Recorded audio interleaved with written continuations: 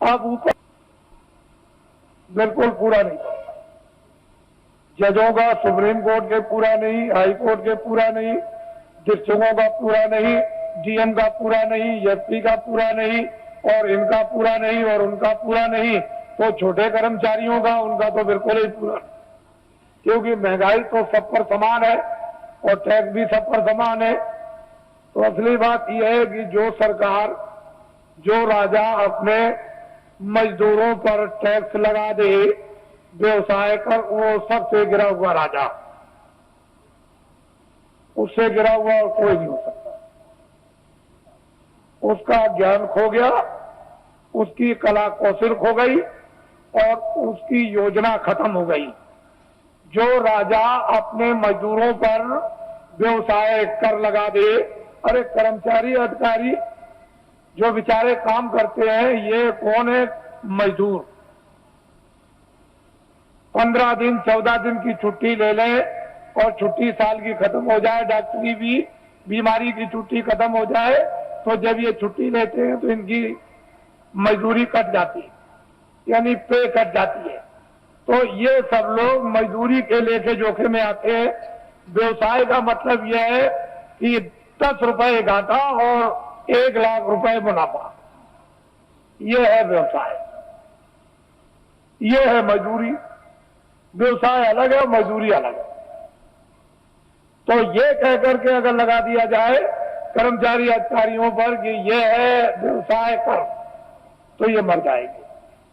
तो मैं कभी कभी उन लोगों की तरफ ध्यान ले जाता हूं जहां पर कि 20 साल और 25 साल और मतलब सजाए मौत देते हैं, और उनका उस वेतन में जब खर्चा नहीं पूरा होता है तो उनके घर में बच्चे और बच्चियां, तो जज है 10 लाख दो, 20 लाख दो, ये सामान दो, ये सामान दो, खर्चा तो पूरा नहीं पड़ता, तो चिंता सवार रहती। अब जब इसको घर की चिंता सवार बच्चे बच्ची की होगी तो न्यायालय में बैठ करके, यानी मतलब ये स्वच्छ है, यानी न्यूट्रल बुद्धि से कैसे न्याय कर सकेंगे, क्योंकि वो परेशानी चिंता में गिरे हुए। तो मैं कभी कभी ये बात सोचा करता हूं कि जब उनका रिटायरमेंट आ जाता है और वो रिटायर हो जाते हैं और उस वेतन जो उनको पेंशन मिलेगी उसमें पूरा नहीं पड़ता, तो फिर ये क्या करते हैं? किसी फैक्ट्री में, अगर जगह नहीं किसी फैक्ट्री में मिली और किसी जगह सेठ साहूकार के यहां नहीं मिली, तो फिर न्यायालय में आते हैं और वकील की हैसियत से फिर काम करना शुरू कर देते हैं, तो कटघरे में खड़े होते हैं।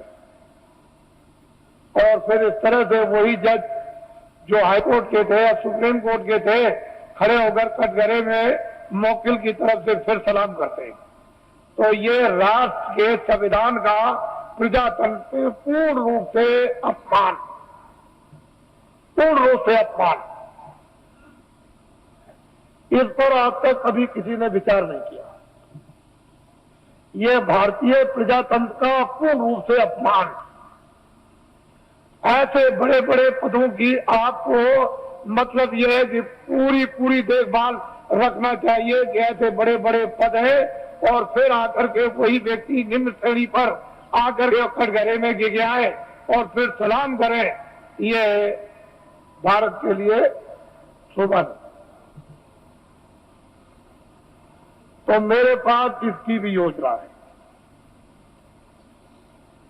इसको आप ध्यान में रखिए और ये कभी न कभी लागू हो जाएगी। पूरी योजना है, कभी लागू हो जाएगी।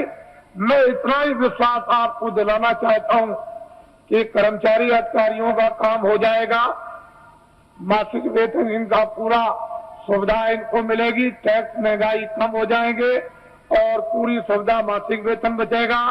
छात्रों को काम नौकरी बिना ढूंढे हुए मिलेगी और भूमि जोतकों का सारा 40 सालों का सरकारी कर्जा में ब्याज के माफ हो जाएगा और सेठ साहूकारों का काला धन सबका सब 100 वर्षों के लिए सफेद करवा दिया जाएगा। कोई जुल्म और कोई टैक्स नहीं लगेगा, एक नए पैसे का, और सब लाइसेंस खत्म करवा दिए जाएंगे। आप कहोगे धन कहां से आएगा? मैं इतना ही आपको बताऊंगा कि भारत में धन की कोई कमी नहीं रहेगी। और आपको क्या चाहिए? धन की कोई कमी नहीं। आप लोग बाइज्जत बदस्तूर सम्मान के साथ खेती करो, दुकान करो, दफ्तर का काम करो। क्यों ये सब झंझट में फंसते हो? धन की कोई कमी नहीं रहेगी। लेकिन वर्तमान में अंधेरा है, उजाला नहीं।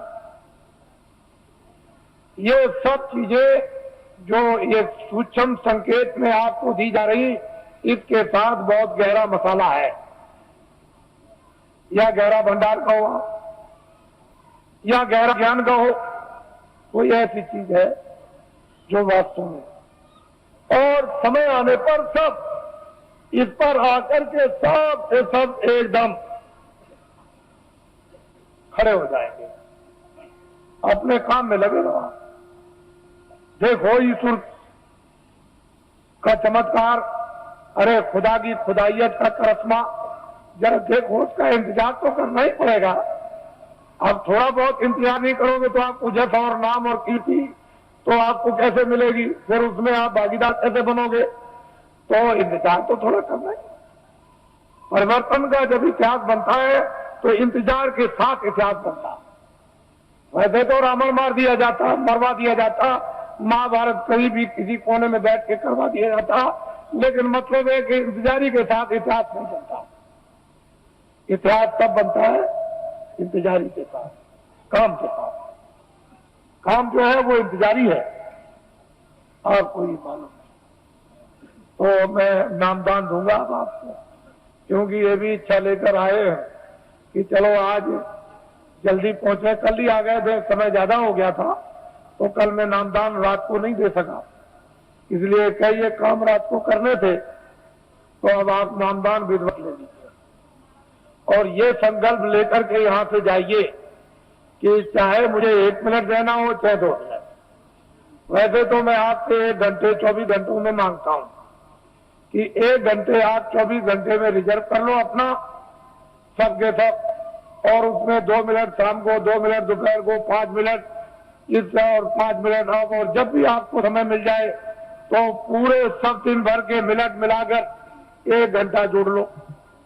23 घंटे तक का घर के, गृहस्थी के, सोना, ये वो सब, ये आप इसमें लगा दीजिए। 1 घंटे में ये काम आप भगवान का, आत्म जागृति का और भजन, और 23 घंटे। अब इससे और सप्ताह आपको क्या मिलेगा? और फिर ये भी आपको बताया कि लेट के, बैठ के, खड़े हो गए कुर्सी पर, चारपाई पर, स्नान करो मत करो, जहां जिस समय मौका मिल जाए 2 मिनट उसकी मजदूरी मिल जाएगी।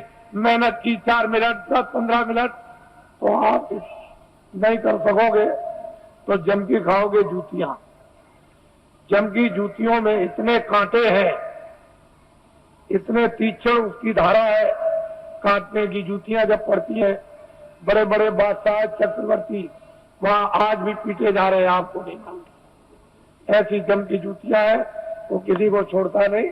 तो आप लीजिए नामदान।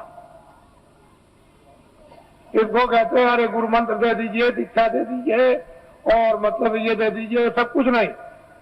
कलयुग में नामदान, जीवात्मा दोनों आंखों के बीचों बीच में बैठी हुई, उसका दान, वो क्या है? नाम दान, जीवात्मा का नाम दान, ये सर्वोपरि दान है, इससे बढ़ के कोई दान नहीं। तो नामदान लीजिए, और नामदान के साथ साथ में ये संकल्प बोलना है, अपने मन ही मन में चिल्लाना नहीं कि हम अपनी बुराई दे देंगे। जो हमारे पाप है, मन से, आंखों से, कान से जो अंदर जमा है, वो हम सब अर्पण करते हैं। ये तो दीजिए दान, और अच्छी चीज दीजिए आप। 10 मिनट सुमरन में, 10 मिनट ध्यान में, और आधा घंटा भजन में। 50 मिनट में 10 मिनट और रह गए अभी, तो आपको ये जानना चाहिए कि आप 1 घंटा दें तो ये काम सुलभ सीधा अभी हो जाए। अब कहीं भी कोई बंधन नहीं है किसी तरह का भी, लेकिन बंधन किस बात का है कि 24 घंटे में आपको समय देना, ये तो बंधन है, बाकी बंधन नहीं है। ये जरूर बंधन है कि नशीली वस्तुएं आप सेवन मत करना, और जितना भी घी, दूध, फल और फ्रूट और अनाज है उसको दिन में 100 बार खाओ। लेकिन गंदी वस्तु खाना।